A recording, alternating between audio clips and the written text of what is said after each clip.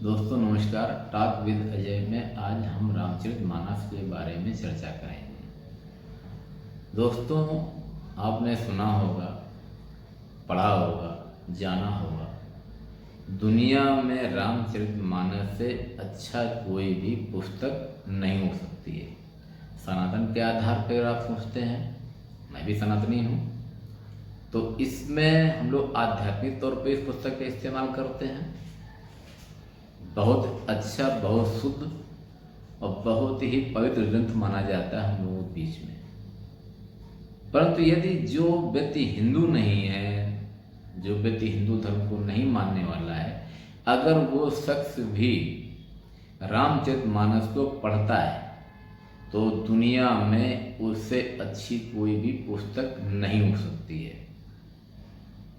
आपको जीवन में पैदा होने से लेके मरण के बीच में शुरू से अंत तक कैसे जीवन जीना है, ये हमारे रामचरितमानस से अच्छा कोई भी पुस्तक में व्याख्यान नहीं किया गया है।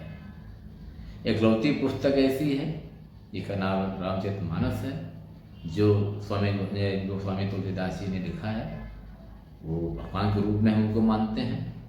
ये अपने अपनी आस्था, अपने अपनी विश्वास है कि जो उन्होंने समाज के लिए, हर व्यक्ति के लिए जो लिख के गए हैं, जो दे के गए हैं, वो बहुत ही अच्छी चीज़ है। तो हमारा आज का सब्जेक्ट उनके ऊपर है और ये मकसद बताने का, करने का, कहने का मकसद ये है मेरा कि आज का जो परिवेश है, जो आज का जो समाज जी रहा है जिस तरीके से वर्तमान में, खासकर मैं हिंदू की बात कर रहा हूँ, कि हम लोग अपने चीज़ों से दूर होते जा रहे हैं। मकसद कि पहले लगभग सभी घरों में रामायण का प्रतिदिन जो है उच्चारण किया जाता था, चाहे 2 चौपाई ही किया जाता हो, ऐसा पहले होता था। मैंने भी पढ़ा है, मेरे माँ बाप ने पढ़ाया था मुझे, और जो है मुझे उसके बारे में बताया था और अच्छा लगा। और आज मैं अपने बच्चों को बताता हूँ और समाज को बताता हूँ। बताने से जो है मैंने महसूस किया कि उस रामचरितमानस से अच्छा कोई भी आध्यात्मिक पुस्तक नहीं हो सकती है, सामाजिक पुस्तक नहीं हो सकती है। मेरा मतलब उन लोगों से कहने का है, उन माता पिता से बताने का है कि अगर बच्चों को संस्कार का शब्द जो आता है, तो संस्कार जो देना है बच्चों में, तो आपको पहले उस पुस्तक के बारे में ज्ञान अर्जित करना पड़ेगा, खुद को पढ़ना पड़ेगा और विलासिताओं से दूर रह के इसको आवश्यकता के रूप में इसको इस्तेमाल करना चाहिए कि नेसेसरी नीड है, हर परिवार की नीड है। और उसमें हर वर्ग के लोगों के लिए, हर व्यक्ति के लिए, हर समाज के लिए लिखा हुआ है।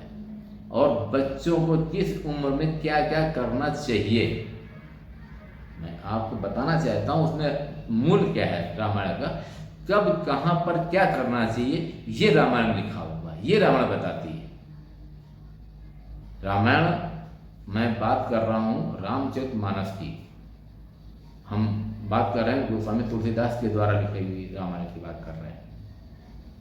उसमें एक एक वर्ग, एक एक उम्र के बारे में लिखा हुआ है, किस उम्र में क्या करना चाहिए आपको। वहीं दूसरी तरफ जो हमारी जो है गीता है, उसमें बताया जाता है क्या नहीं करना चाहिए। तो क्या नहीं करना चाहिए तो बहुत बड़ा सब्जेक्ट हो गया, लेकिन क्या क्या करना चाहिए ये उससे अच्छा मुझे नहीं कहीं पर दिखता है। तो अगर आपको बच्चों के बारे में जानना है, बच्चों के बनाना है, बच्चों को संस्कार देना है, तो पहले स्वयं संस्कारी होना पड़ेगा, वही संस्कार बच्चों में ट्रांसफर होते हैं। हमारे बच्चों के माँ बाप को विशेष ध्यान देना पड़ेगा कि जो आज का परिवेश है मोबाइल का, व्हाट्सएप का, फेसबुक का, इससे बच्चों को दूर रखना पड़ेगा। किस उम्र में दूर रखना है ये आपको जानना पड़ेगा। तो खुद को जानने के लिए, खुद को समझने के लिए पहले आपको रामायण का इस्तेमाल करना पड़ेगा।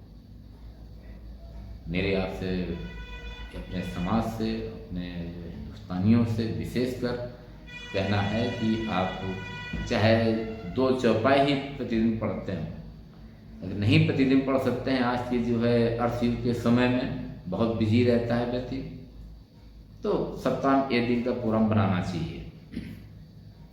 उस एक दिन में 2 घंटे प्रोग्राम बनाना चाहिए कि मुझे आज की डेट पे इस दिन इस समय हम पूरे परिवार के साथ में रामायण का व्याख्यान करेंगे, रामायण को हम पढ़ेंगे और रामायण के बारे में जानेंगे। जो आप जानेंगे और फिर आप जो बच्चों को जनाएंगे, बच्चे वही जानेंगे। और बच्चों का मन माँ बाप पे डिपेंड करता है, माँ बाप उसको क्या दे रहे हैं। आज की डेट में सब जो भी माँ बाप मिलते हैं चिल्लाते हैं कि मेरा बच्चा ये नहीं कर रहा, मेरा बच्चा ये नहीं कर रहा, मेरा बच्चा शैतान है, मेरा बच्चा संतान है। तो उसके पीछे आपको पहले समझना पड़ेगा, पहले स्वयं समझना पड़ेगा। आप पहले समझिए और फिर आप देखिए, आप सिर्फ और सिर्फ 1 महीना, ओनली 1 मंथ आप रामायण का अध्ययन करें और मात्र 2 चौपाई के बारे में बोल रहा हूँ, सिर्फ 2 चौपाई पढ़िए आप, ज़्यादा आपको समय नहीं देना है रामायण के लिए।